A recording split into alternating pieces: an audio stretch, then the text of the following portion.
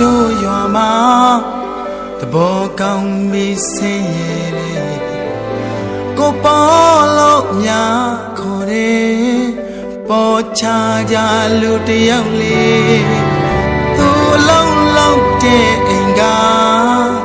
မြို့ကြောင်တဲ့တထေသမီးကိုရင်မတော်တိတ်တိတ်တိတ်သာ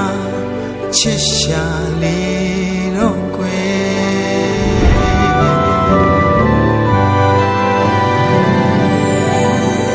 တထေသမီးကြောင်ကိုအပြန်နွားလေးနေလိုက်အပေါ်မှာရင်ထဲကအချစ်တွေဟာအိုမလုံးအောင်ပွင့်လာတထေသမီးကဆိုတဲ့အချစ်စစ်တော်ဖြစ်ခဲ့ဝေအတပြားတောင်းတီးတီး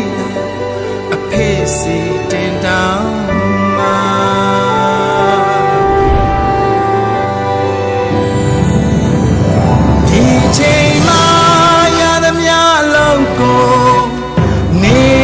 ရှောင်းလောက်ခါ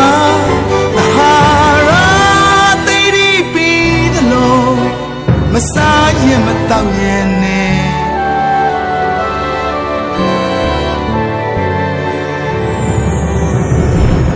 ဘူးရင်နဲ့ကြော်ရင်ဟာအချစ်စိတ်ကြောင့်အေးရလာဆိုစွတ်တဲ့မိုးရေ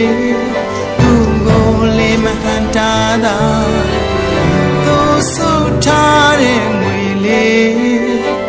တတောင်မပြေတဲ့မှာသူရည်ရွယ်တဲ့မျိုးသမီးအတခြား